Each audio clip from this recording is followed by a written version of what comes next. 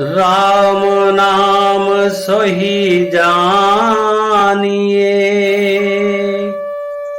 जो रमता सकल जहां।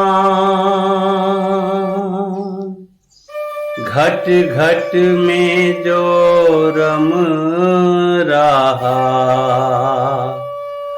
सोई राम पहचान। नीलाम्बुजश्यामलकोमलांगं, सीता समारोपित वामभागं। पाणौ महासायक चारुचापं, नमामि रामं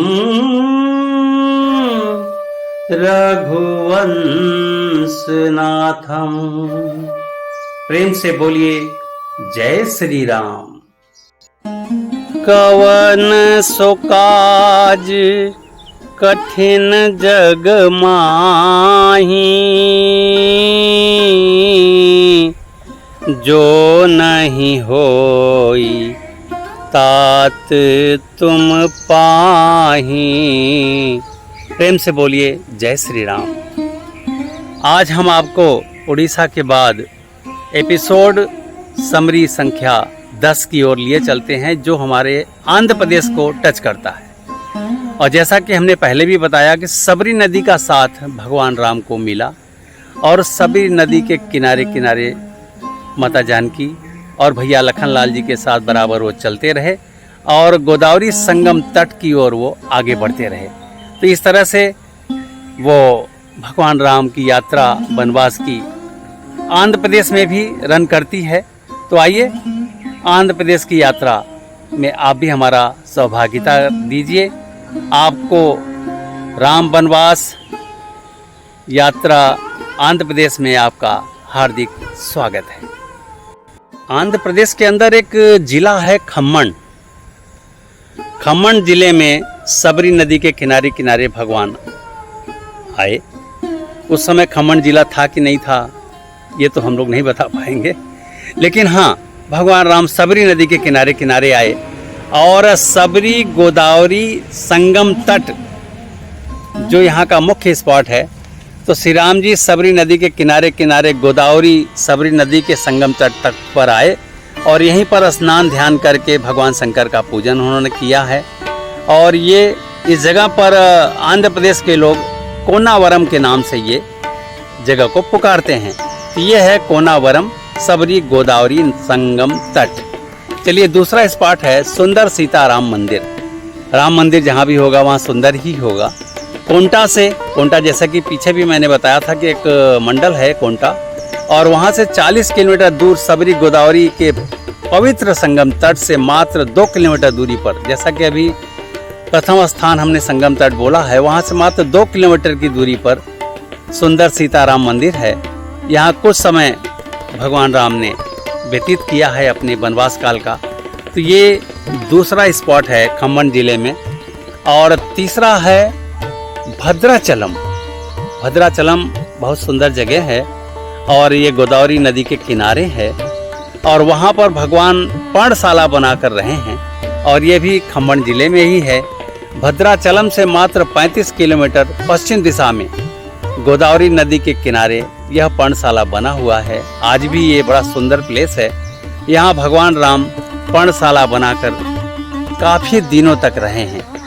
अब चौथा स्पॉट हमारा आता है श्री राम मंदिर इलेंदा कुंटा। ये भी गोदावरी नदी के किनारे किनारे है, और आंध्र प्रदेश का जिला है करीमनगर। जिमी कुंटा मंडल में इलेंदा के फलों से दशरथ जी का श्राद्ध भगवान ने यहाँ किया था, और आज भी यहाँ के लोग नया काम करने से पहले यहाँ दर्शन के लिए आते हैं, और श्राद्ध कर्म यहाँ पर वो करते हैं। तो ये है इलेंदा नाम की जगह। चूँकि इलेंदा का फल बहुत ही पवित्र माना जाता है यहाँ पर, तो इस पवित्रता को ध्यान में रखते हुए इस जगह पर लोग श्राद्ध भी करते हैं और भगवान का दर्शन भी करते हैं। अब आइए पांचवा स्थान, स्कंद आश्रम।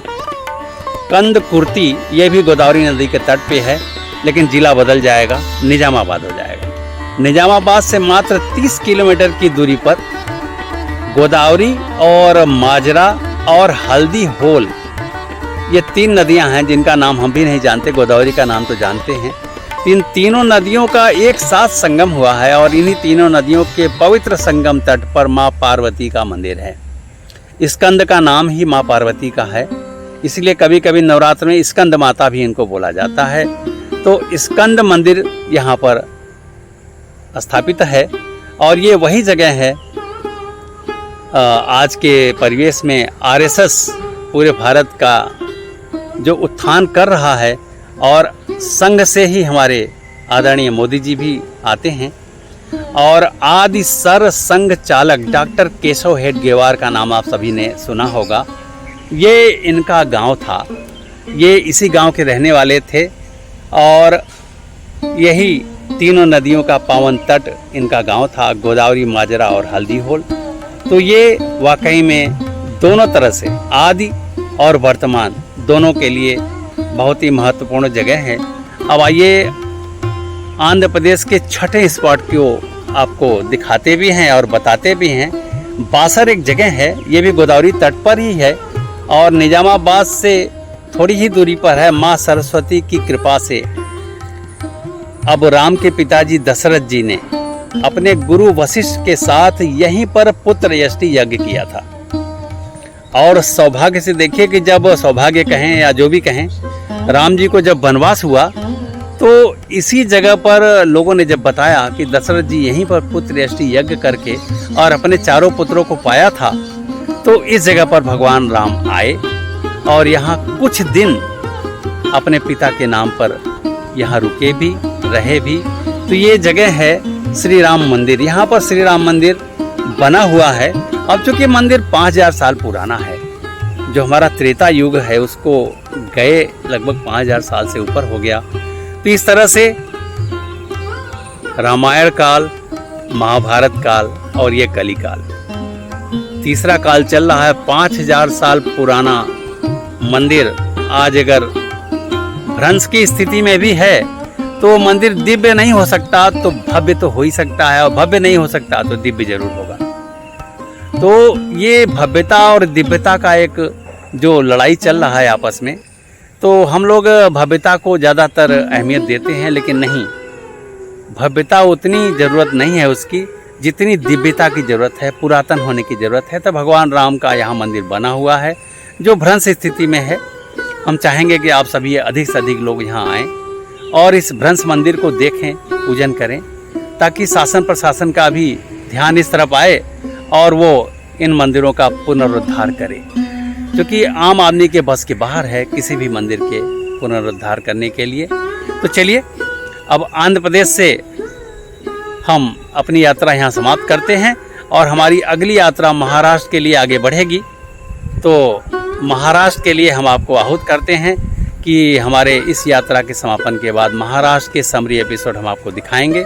संभवतः महाराष्ट्र का समरी एपिसोड कई पार्ट में आएगा, तो आप अपने इस होस्ट केशवनाथ को महाराष्ट्र के समरी एपिसोड तक के लिए आज्ञा दीजिए। अगला एपिसोड लेकर हम आपके बीच में उपस्थित होते हैं।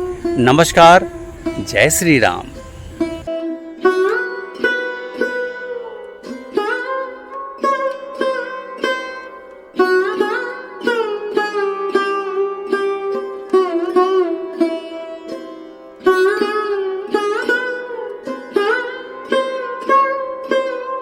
प्रेम से बोलिए जय श्री राम।